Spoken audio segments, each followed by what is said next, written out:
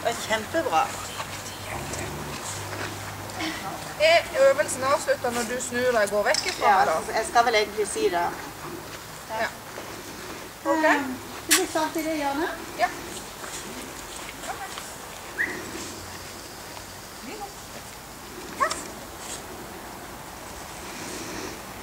Er dere klare? Ja. Fremad marsj. Pass. Ja, kom.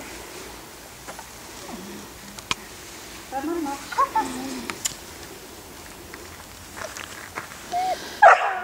Venstre marsj. Spring marsj. Vanlig marsj. Helt om. Pokker. Ja. Er det holdt eller er det marsj der? Marsj, sier Vibeke. Nå gjør jeg holdt. Jeg tror feil. Ja, det er alltid om. Fremad marsj. Høyre marsj. Sakte marsj. Hysj. Kom her. Vanlig marsj. Helt om og hold. Er ikke det man går? Ja. Og så er det dekk. Bra. Da er det dekk og holdt. Ja. Jeg bare går på siden her, og så over. Ja, så gjør du holdt. Foran deg. Er du klar?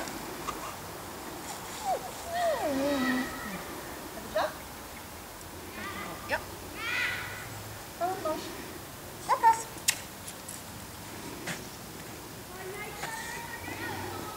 Ligg. Bli. Gå bra. Glemte båndet. Få 2 strekk på greven.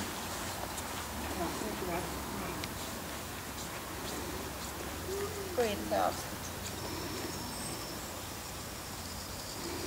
Sitt. Ja, takk. Ja. Flink jente. Ja. Ja.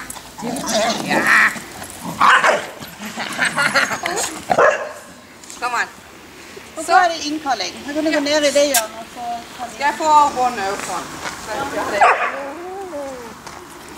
Hysj. Plass.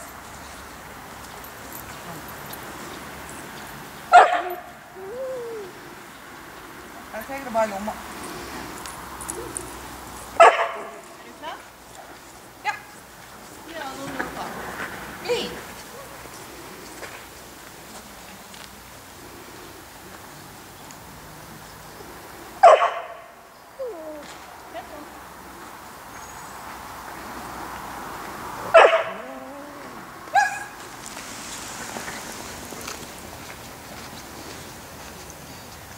Bra, Ja, dyktig jente.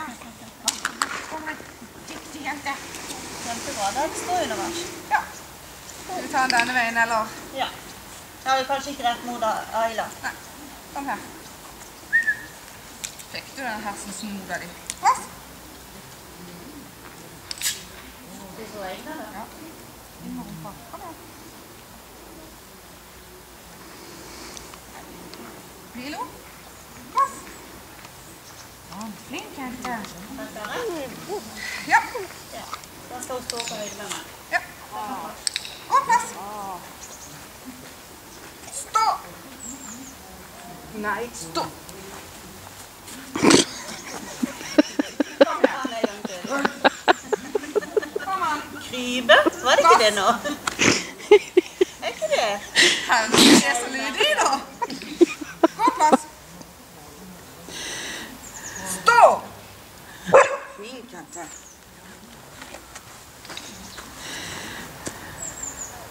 Gå inn 2 skritt på munnen. Gå inn til avslutt. På plass. Bra. Dyktig jente.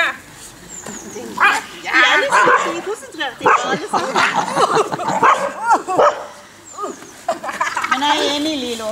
Krybing burde definitivt være en del av pøllemerket. Det det er det siste, og så er det dekk. Så er det dekk. Nå er det enkeltdekk 1 minutt, så jeg har ikke stoppeklokke. Vi får ta det på kopilen.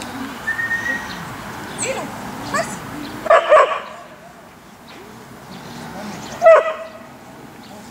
Milo, press! Vilma, tilsyn. Ai, slutt nå. Bli.